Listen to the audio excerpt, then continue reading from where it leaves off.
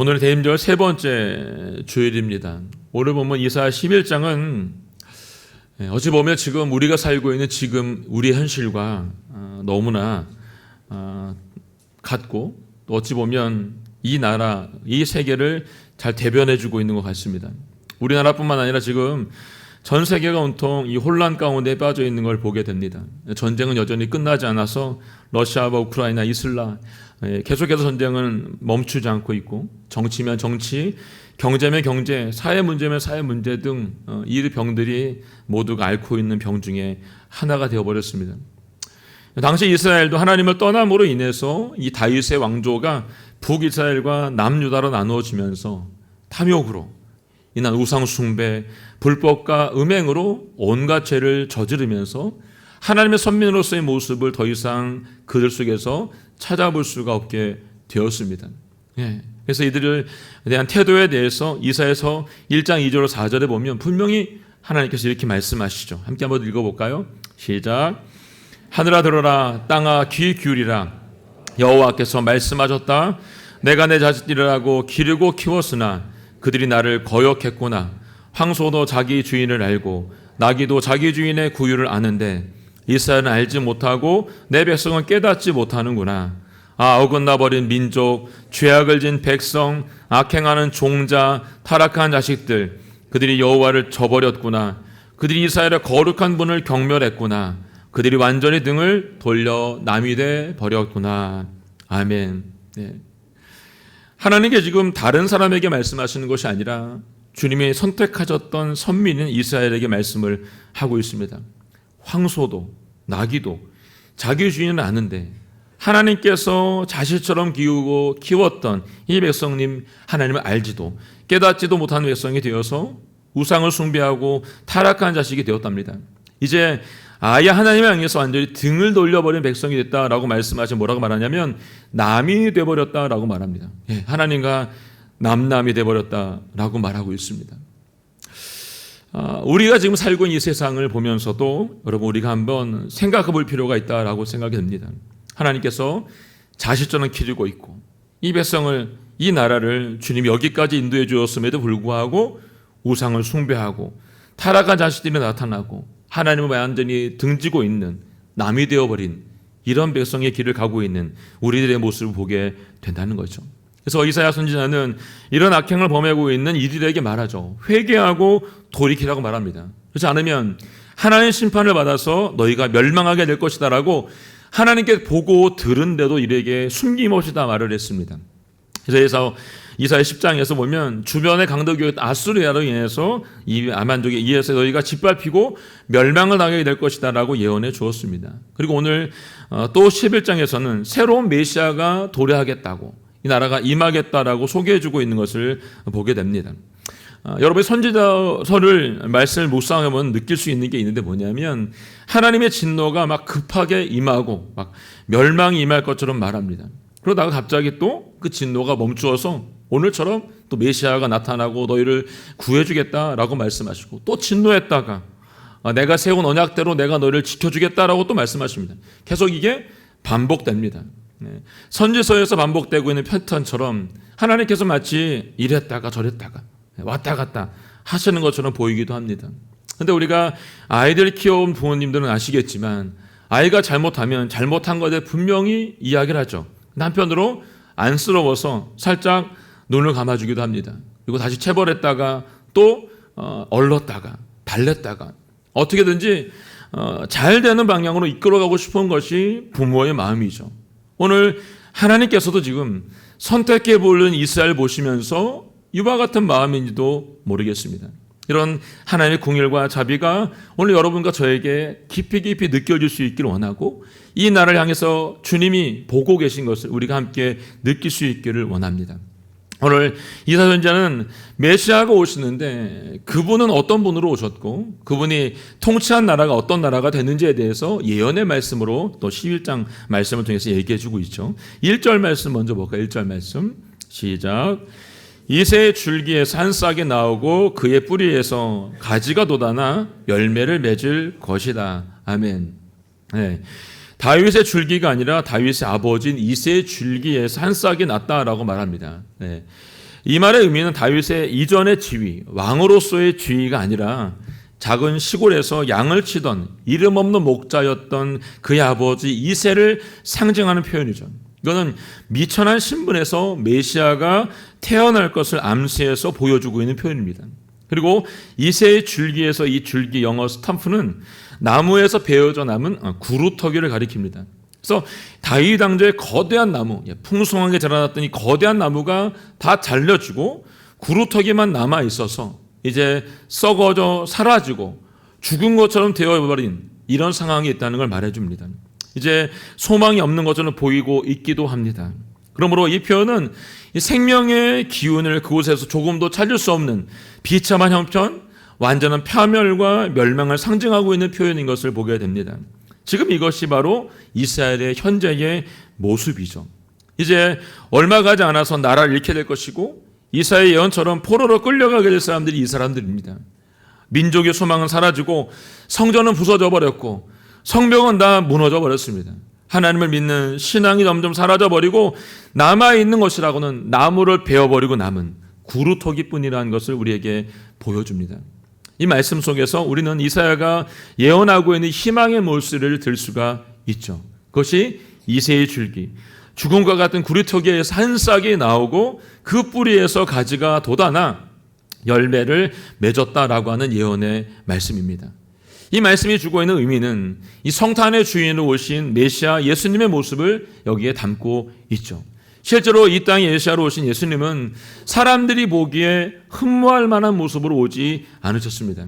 그분은 이 땅에 만왕의 왕으로 오셨지만 아주 큰 왕궁에서, 보기 좋은 왕궁에서 태어난 것이 아니라 몰락한 다윗의 왕가의 후손으로 작은 성읍 베들레헴 한 여관 말구 위에서 태어나셨습니다.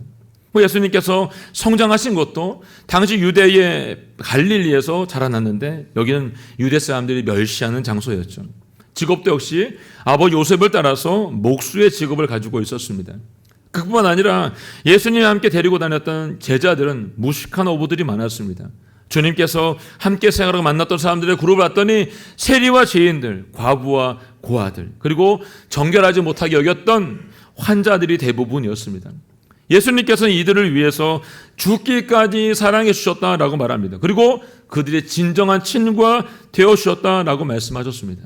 성탄의 주인으로 오신 예수님께서는 영원히 죽을 수밖에 없는 여기에 계신 저와 여러분, 죄인들을 위해서 지금 이곳에도 찾아오셨다라고 말씀하십니다. 이제 예수님이 오시기 700년 전 이사야를 통해서 여호와의 영이 이곳에 임하시게 되자 예수님의 모습을 이렇게 그려서 우리에게 보여주고 있죠. 2절의 말씀입니다. 2절 말씀 시작.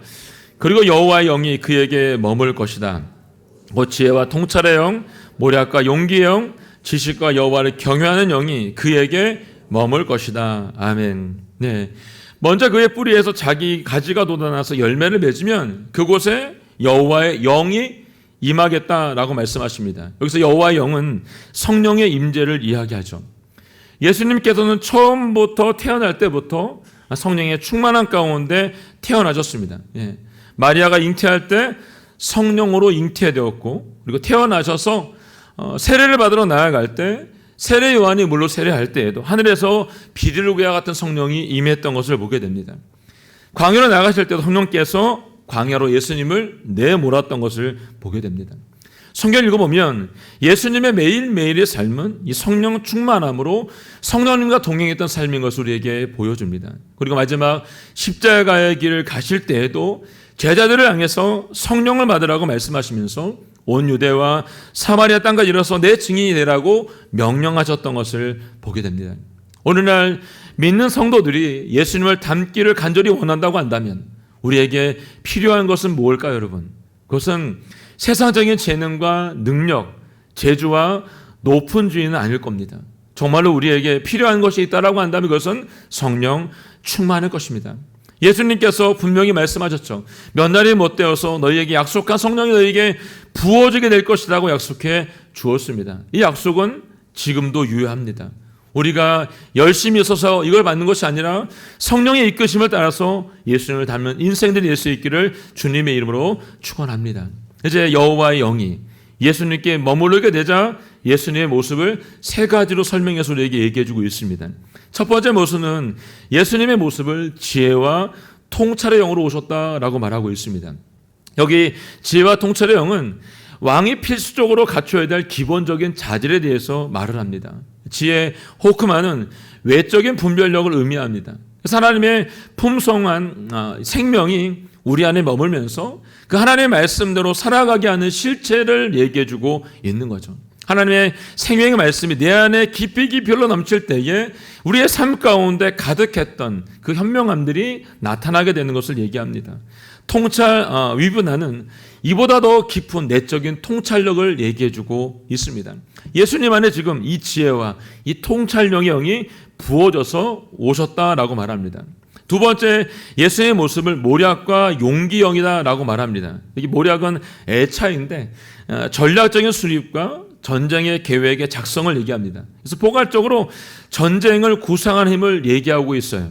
그래서 용기 우케브라는 군대를 이끌고 나가 싸울 수 있는 영적인 힘을 뜻합니다. 그래서 어떤 고난과 역경이 일지할지라도 반드시 승리하기 위해서 필요한 능력이 바로 이 능력이죠.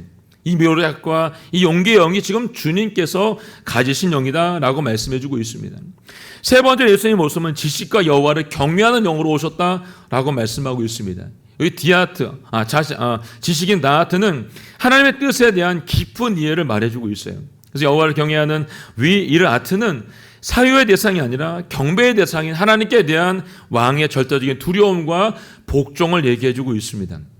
이 말은 하나님 무섭고 두려워서 어쩔 수 없이 복종했다는 것이 아니고 여러분 하나님의 진심으로 진정으로 사랑하기 때문에 하나님을 온전히 존중하기 때문에 나오는 그 속에 나오는 두려움과 존경심을 말해주고 있습니다.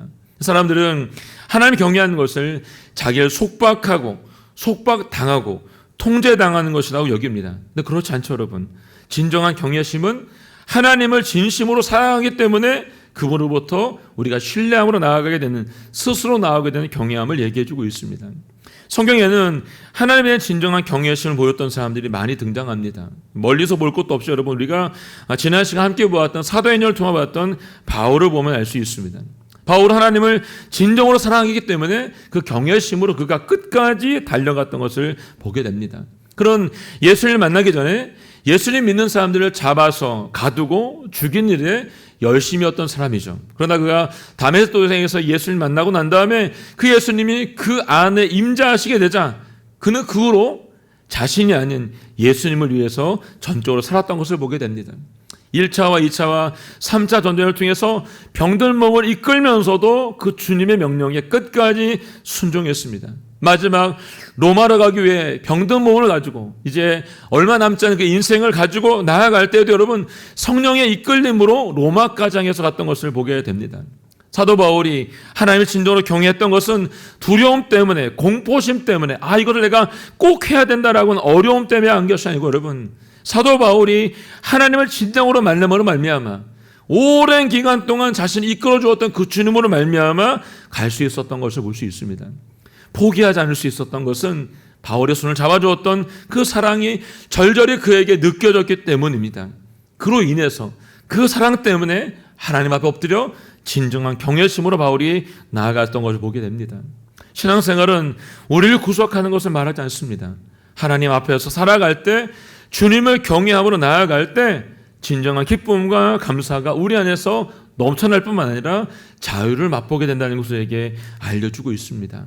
자, 3절부터 5절까지 말씀 보겠습니다. 3절 5절 말씀 시작. 그는 여호와를 즐겨 경외하고 눈에 보이는 대로 판결하지 않고 귀에 들리는 대로 결정하지 않을 것이다. 오히려 그는 약한 사람들을 공의로 판결하고 세상에 학대받는 사람들을 위해 정직하게 결정을 내릴 것이다. 그는 그 입에 몽둥이로 세상을 치고 그 입술의 바람으로 죄를 범한 사람들을 죽일 것이다. 그는 정의로 그의 허리를 띠고 신실함으로 그의 몸띠를 삼을 것이다. 아멘. 네. 여호와 영이 충만하게 임할 때 나타나는 반응이죠.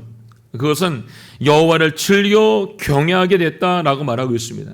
여호와의 영이 그에게 임하게 되자 즐거움으로 경외함으로 나아가게 말합니다. 실제로 누구보다 성령 충만하셨던 예수님의 삶을 돌아보면 여러분 어떻습니까? 하나님을 경외하는 것이 그분의 삶의 날마다 기쁨이었던 걸 보게 됩니다. 그것이 그분에게 즐거움이었던 것을 알 수가 있죠. 예수님이 이런 삶을 보면서 하나님께서 마태복음 3장 7절 말씀에 이렇게 말씀하셨어요. 이는 내가 사랑하는 아들이다. 내가 그를 매우 기뻐한다 라고 말씀해 주었습니다.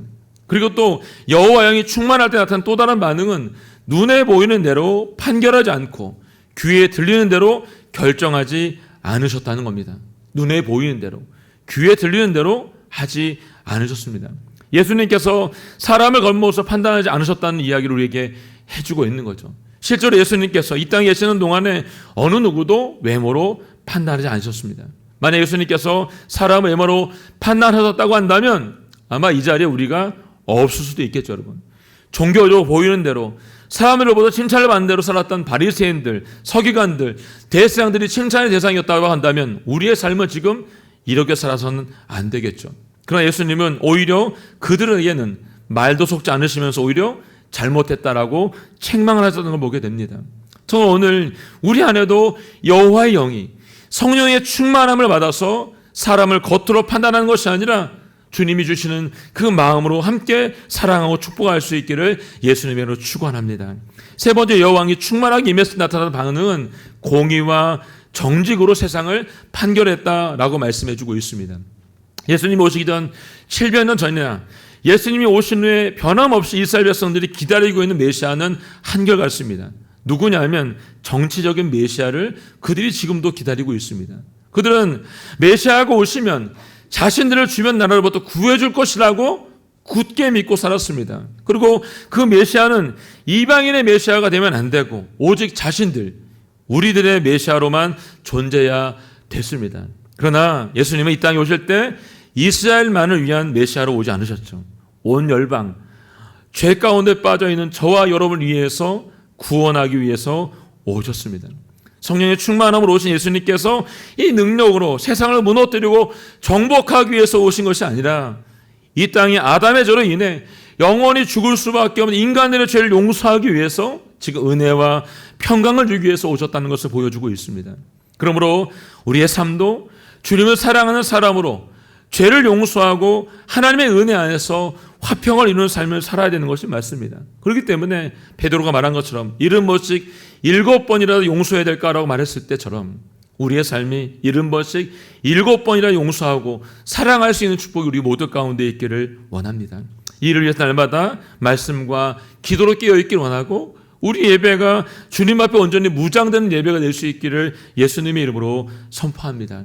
이런 영적 전쟁을 선포하고 세상에 대해서 죄를 꾸짖고 선포하는 역사가 우리 모두 가운데 있기를 원합니다.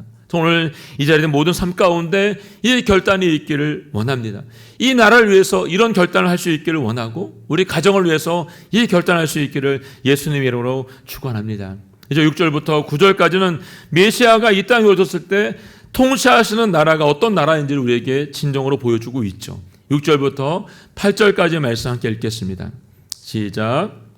늑대가 어린이와 함께 살고 표범이 새끼 염소와 함께 누우며 송아지 어린 사자와 살찐 짐승이 함께 있는데 어린아이가 그들이 이끌어 다닐 것이다.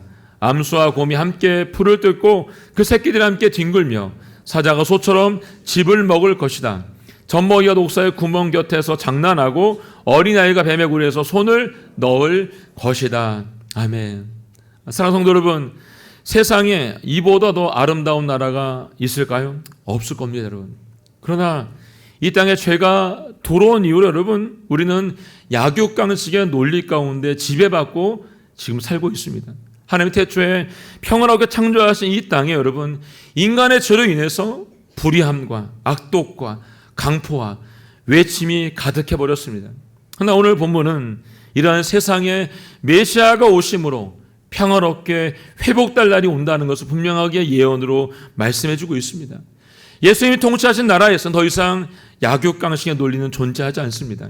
오직 하나님께서 태초에 인간을 만드시고 난 다음에 이 땅을 다 만드시고 난 다음에 심히 좋았다고 말씀하신 에덴의 동산에 그 평화만이 존재하게 됩니다. 오늘 보니까 늑대가 어린 양에게, 표범과 새끼 염소가, 송아지가 어린 사자에게, 젖먹이가 독사의 굴에 손을 넣고 장난쳐도 아무렇지 않은 세상, 이런 세상이 예수님이 땅에 다시 오실 때에 지배하겠다고 하신 주인 되신 땅이 바로 이 땅이라고 얘기해주고 있습니다. 그렇다면 이 땅에서 이런 나라가 조금이라도 존재할 수 있을까 여러분? 저는 이 땅에서도 이와 같은 나라가 존재하기를 원합니다. 주님이 말씀하신 그 평화가 존재한 나라, 주님과 함께 동행하며 기쁨을 나눌 수 있는 나라, 그리고 그 평화가 온 열방 가운데 선포될 수 있는 나라가 존재할 수 있기를 원합니다. 그것이 바로 저는 교회가 되기를 원합니다. 교회 안에 높고 낮음도, 강하거나 약한 자도, 어린이나 어른이 함께 공존해서 한 마음, 한 뜻이어 나아가는, 한 손 잡고 주님의 나라를 이룰 수 있는 그런 공동체와 같은 그런 교회가 주님이 원하시는 교회입니다. 저는 이 교회만이 이 시대 가운데 진정한 왕으로 오신 주님을 선포할 수 있다라고 저는 생각을 합니다. 이 땅에 우리만 좋아서 우리만 기쁜 성탄을 보내는 것이 아니라 주님께서 약속한 이 성탄의 기쁨이 온 열방 가운데 선포되는 성탄이 되기를 원합니다. 그 통로가 누가 되어야 되면 저와 여러분이 되어야 된다라고 생각합니다. 전 남해 온누리교회가 이런 모습으로 다산 땅에서 살아낼 수 있기를 원합니다. 어제 우리가 전도집회를 통해서 21분이 결신했다고 했습니다. 감사한 건 여러분, 그곳에 오신 분들 중에 예수님을 정말로 처음 믿어보는, 처음 예수님에 대해 얘기를 들어본 분들이 거기 많이 오셨습니다. 그리고 어제 윤 장로님의 간증을 통해서 많은 분들이 주님을 처음으로 만날 수 있게 되었습니다. 교회는 바로 이런 곳이 되어야 된다라고 생각이 됩니다. 세상에 대해서 문을 열고 손을 내밀고 누구든지 와서 함께 웃고 함께 올 수 있는 그런 공동체, 그런 교회가 되어야 된다라고 생각을 합니다. 이를 위해서 우리 모두가 힘쓸 수 있기를 주님의 이름으로 축원합니다. 예. 나는 말고 누군가가 아니라 오늘 나부터 일할 수 있기를 원합니다. 자, 9절부터 10절까지 말씀 함께 읽겠습니다. 시작. 그들은 내 거룩한 산 모든 곳에서 해치거나 다치게 하지도 않을 것이다. 물이 바다를 덮고 있듯이 세상이 여호와를 아는 지식으로 가득할 것이기 때문이다. 그날에 이새의 뿌리가 나타나 민족들의 깃발이 될 것이다. 나라들이 그에게 찾아오고 그가 있는 곳은 영원롭게 될 것이다. 아멘. 예. 물이 바다를 덮고 있듯이 세상이 여호와를 아는 지식으로 가득할 날이 지금 점점점 다가오고 있습니다. 이 말씀은 우리가 찬양으로 많이 부르고 있는 가사의 일부분이기도 하죠, 여러분. 여기 지금 보니까 여호와를 아는 지식이라고 말했는데 이 말은 하나님과 바르게 인격적인 관계를 맺고 하나님을 경외하며 하나님의 뜻에 순종하며 사는 것을 말해주고 있습니다. 그리고 이 말씀은 그리스도의 나라 속에 속한 사람들 모두가 하나님의 말씀에 온전히 순종한 삶을 살아야 된다라고 우리에게 알려주고 있죠. 하나님께서 약속하신 마지막 그날이 가까이 오고 있다라고 한다면 우리는 과연 무엇을 하며 살아야 될까 여러분? 그날을 사모하는 사람이라고 한다면 여러분, 우리가 서 있는 이 자리에서 오늘 하나님의 뜻, 하나님의 사명을 이루는 삶을 살아나야 된다라고 생각합니다. 그래서 여러분, 큰 것을 하고 말하는 것이 아니라 아주 작은 것부터 감사하면서 실천할 수 있기를 원합니다. 나비효과란 말이죠, 여러분. 작은 변화가 큰 결과를 나타내는 현상을 얘기합니다.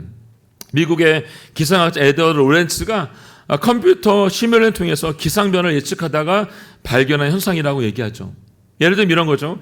브라질에 있는 나비가 날개를 한번 펄떡이면 그 영향에 대해서 시간이 지나면 증폭이 되므로 미국이 강타했던 토네이도로 변하는 결과를 낳게 된다라는 이야기입니다. 캐나다의 톨게이트를 지나갈 때 한 자동차가 자신의 요금만 내지 않고 뒤에 오는 차의 요금을 대신 내주자 일정 기간 동안 다음 차에게 톨비를 내주는 현상들이 나타내게 됐던 나비 효과도 있었다는 얘기를 들은 적이 있습니다. 여러분, 한 사람의 섬김이 또 한 사람에게 스며들고 수많은 사람들이 그 사랑을 나눌 수 있게 된다는 것이죠. 그리고 누군가는 그 사랑을 받고 또 누군가에게 이 사랑을 나눌 수 있게 된다는 것입니다. 물이 바다를 덮는다는 것은 여러분, 우리가 그리스도인으로서 우리에게 맡겨져 있는 이 작은 것 하나라도 이거 실천할 때에 나타나게 되는 현상이라는 것이죠.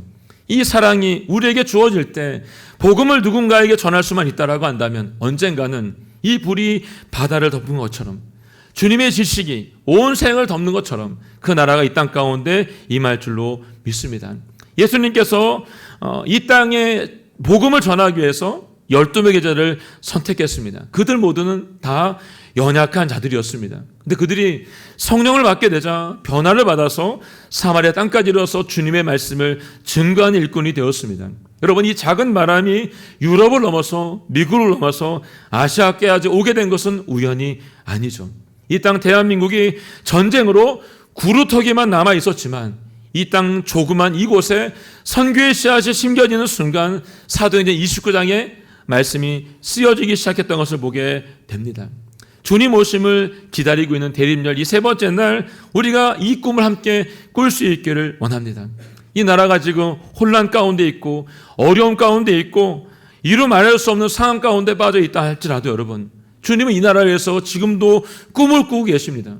지금도 긍휼과 자비를 베풀어 주고 계시다는 거죠. 이스라엘 백성에게 돌아오라고 해서 말씀하신 것처럼 우리들에게 동일하게 돌아오라고 말씀하고 있는 것입니다. 이 땅에 처음 왔던 선교사들이 꿈을 꿨던 것처럼 우리들에게도 오늘 이 꿈을 꾸라고 말씀해주고 있는지도 모릅니다. 우리가 함께 이 꿈을 꾸고 주님께서 말씀하신 대로 순종한 역사가 우리 모두 가운데 있기를 원합니다. 나 하나쯤이야 라니 여러분, 우리가 함께 모여 기도하고 주님 앞에 엎드림으로 말미암아 회개하고 주님을 찾을 수 있는 은혜가 우리 모두 가운데 있기를 원합니다. 오늘도 주님은 의인 한 명을 찾고 있는지도 모르겠습니다. 주님 오신다고 말씀하신 이 날 우리가 주님을 기다리는 신부로 살면서 여러분, 과연 무엇을 해야 될까 여러분? 우리만 잘 먹고 잘 살면 될까 여러분? 그건 아니라고 생각합니다. 분명히 주님께서 여러분과 저를 이 장소 가운데 부르신 이유가 있다라고 저는 생각을 합니다. 구루타기와 같이 다 죽어서 다 없어져서 남아있는 것이 없는 것처럼 보인다 할지라도 주님은, 하나님은 그곳에 뿌리를 내려 줄기가 나고 열매를 맺게 해주시는 분이라는 겁니다.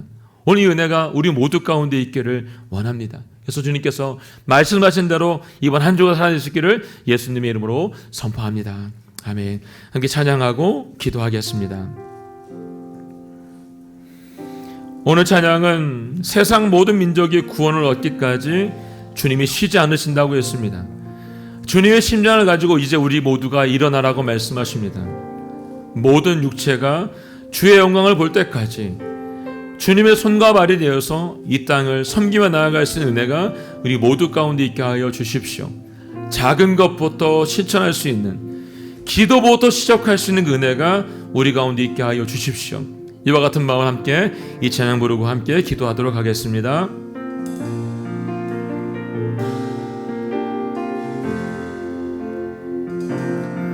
세상 모든 민족이 구원을 얻기까지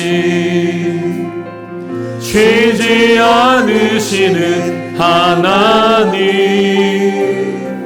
주의 심장 가지고 우리 이제 일어나 주 따르게 하소서. 세상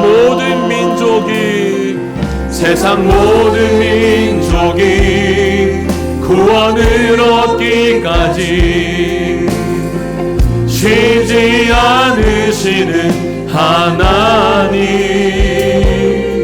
주의 심장 가지고 우리 이제 일어나 주 따르게. 세상 모든 육체가 주의 영광 보도록 우릴 부르시는 하나님, 주의 손과 발 되어 세상을 치유하며 주 섬기게 하소서. 물이 바다 높음같이, 물이 바다 높음같이 여호와의 영광을 인정하는 것이 온 세상 가득하리라. 물이 바다 높음같이, 물이 바다 높음같이, 물이 바다 높음 오리라. 그날에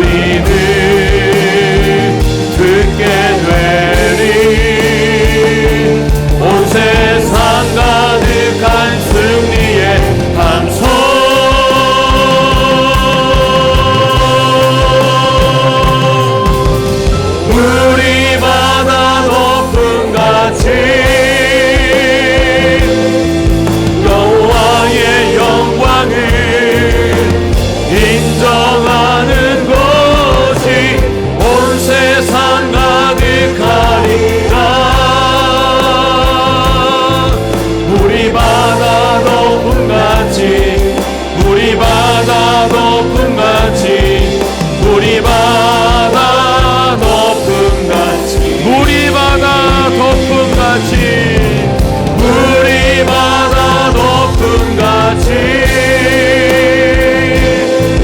여호와의 영광을 인정하는 것이 온 세상 가득하리라.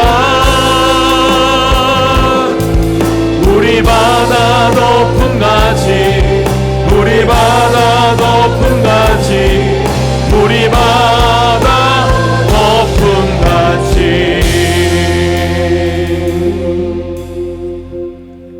하나님 아버지, 이 땅을 처음 만드셨을 때 하루하루가 심히 기쁘고 감격스러우셨습니다. 하나님 아버지, 인간의 죄악으로 인해서 우리 안에 영원히 죽을 수밖에 없는 그 죄의 문제가 생겼습니다. 그럼에도 불구하고 주님은 자식을 기르듯이, 자식을 안듯이 자식을 향한 그 마음으로 그들을 품어주셨습니다. 그들이 거역할 때도, 돌이킬 때도, 등을 돌릴 때도, 남이 되겠다고 말할 때도 여전히 주님은 손을 내밀어 주셨습니다. 이사야서의 말씀을 통해서 주님 오신을 기다리는 저희 모두에게 다시 한번 이 말씀을 주십니다.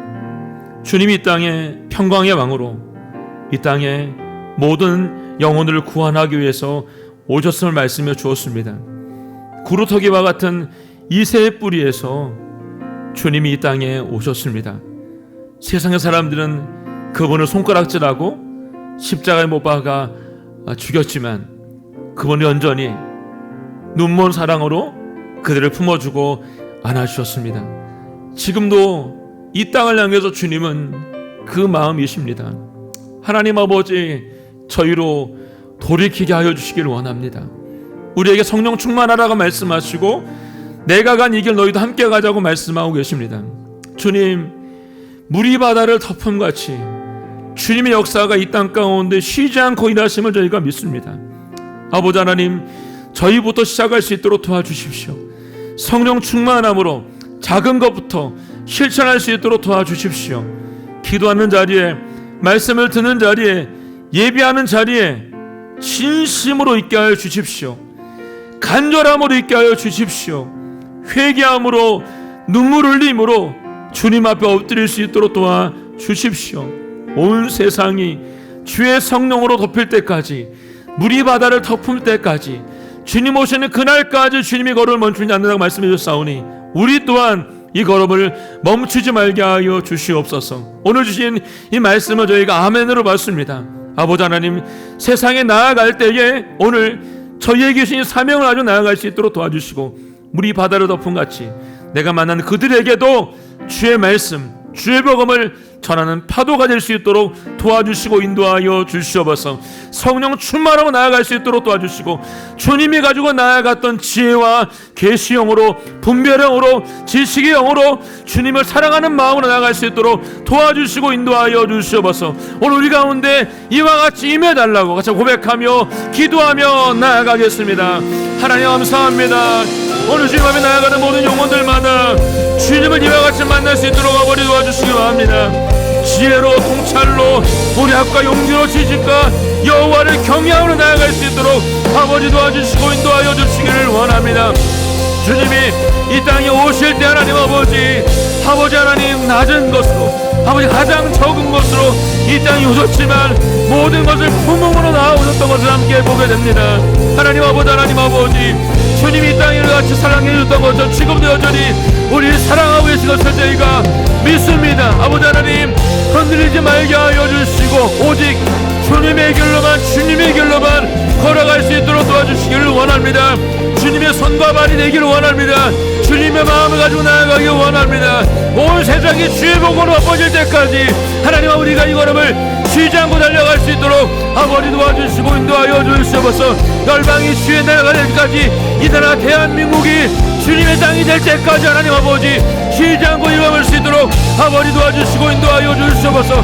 지금 이 상황 가운데 두려워하거나 낙심하거나 떨지 말게 하시옵고 여전히 우리를 향해서 동일함으로 자비함으로 품어주시고 사랑해 주시는 주를 바라볼 수 있도록 도와주시길 원합니다. 그래서 하나님 아버지, 오늘도 기도한 자리에 엎드릴 수 있도록 도와주시고 찬양함이 왼 자리에 겸손함이 있도록 아버지 도와주시길 원합니다. 주님을 사랑한 마음, 주님을 뜨겁게 만나는 그 마음이 우리 모든 삶과 날 수 있도록 아버지 도와주시고 인도하여 주시길 원합니다. 하나님, 오늘도 우리에 대해서 정직함으로 공의함으로 판결하시며 아버지 약한 자들 가운데 주님의 은혜를 부담 말씀해 주셨사오니 주여, 그와 같은 일들이 우리가 나타날 수 있도록 아버지 도와주시고 인도하여 주시옵소서. 주를 찬양합니다.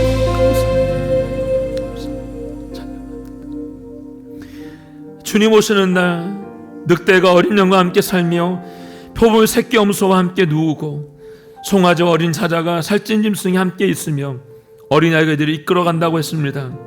젖먹이가 독사의 곤멍이 곁에 장난을 치고 어린애가 뱀을 쓰고 손을 넣어도 아무렇지 않은 그런 거룩한 나라가 이 땅 가운데 임한다고 말씀해 주셨습니다.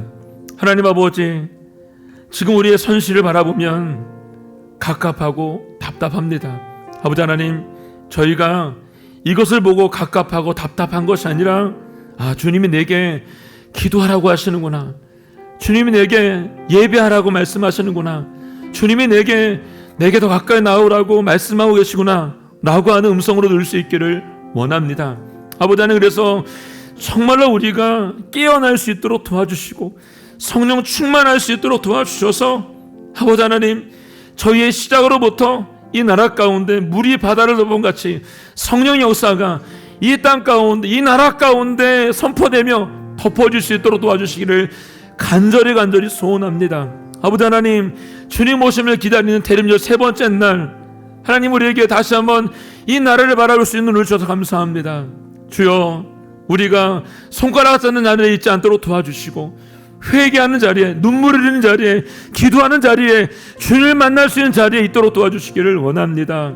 하나님, 주님의 자녀답게 살게 하여 주십시오. 마지막 날 주님이 찾으실 때에 주님, 제가 여기 있습니다 라고 말할 수 있는 자녀답게 하실 수 있도록 도와주십시오. 지혜로운 다섯 처녀처럼 주님 오심을 기다리며 준비된 그런 자녀로 살 수 있도록 도와주시기를 원합니다.